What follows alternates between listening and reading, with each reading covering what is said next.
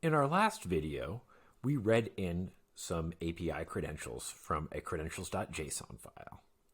And then we made an API request using that credential to the free weather API to get the London forecast for the next 10 days.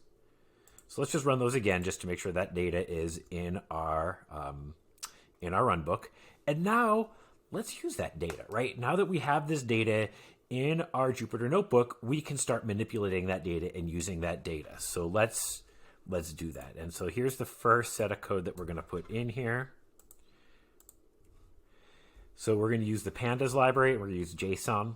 So the first thing we're going to do is we're going to take the response text from this response from the weather API, and we're going to load it into JSON and put it into the object, into the weather data object. And then we're going to pull out the forecast data, which is inside this JSON inside forecast and forecast day.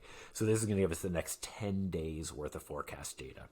And we want to load that into a data frame. Once it's in a data frame, we can manipulate that data and begin creating charts and fun stuff like that. All right, so we're going to open up this pandas data frame. And then for each day, we're going to, for each day in the forecast data, as we have 10 days of forecast data. If we come up here, you can see I asked for 10 days of information from the API. So we're going to loop through this 10 times, grab the date, grab the data, and grab the hourly data for that date. And then for that day, we're going to insert the hour data and then, turn the date into a date time so that we can play around with it. And then add that df day data frame into the full data frame by using the concat. And then at the end, after it's looped through 10 times, we will have the 10 days of data inside the data frame. And we can print out a data frame tail just to see that. And so if we look here, the tail is showing today's weather forecast, May 18th, at the various hours of the day. And it's showing, this is the temperature in centigrade, temperature in Fahrenheit. And we can go through like patchy rain, overcast, right? You can see the weather icons, the wind in miles and kilometers per hour, the direction, will it rain, will it snow, visibility, and all those sorts of things. So now we have this data and we can start doing fun stuff. So, when you have a forecast, maybe what we could do is we can chart the forecasted high temperature for the day, right? So we're going to add in matplotlib. We're going to build a figure. We're going to pull in the temperature in centigrade as a line. And we're just going to print out for the X label will be the time and date, and the Y label will be the temperature. And here is the temperature forecast for the next 10 days in London. It looks like it's going to be pretty nice in about a week.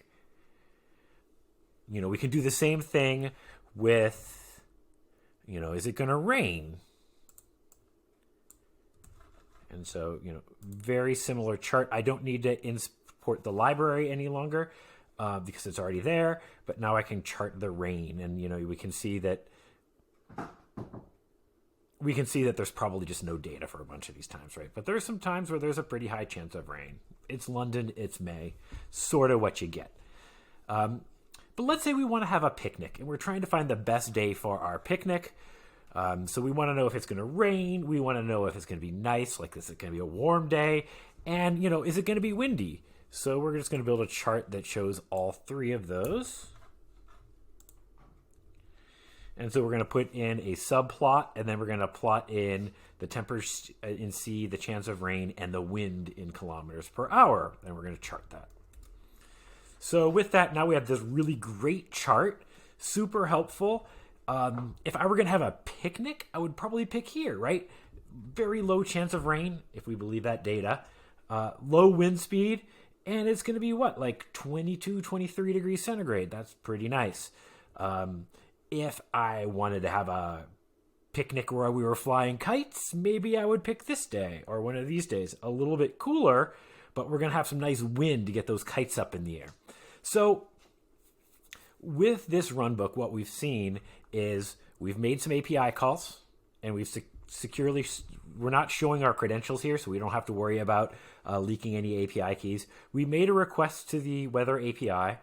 We took that data, we read it into a data frame, and then we created a whole bunch of charts so that we can better understand the data. So you can see why Jupyter Notebooks are such a popular choice for data scientists. It's so easy to read in a data set and start charting it and manipulating the data because Python is well designed for data scientists.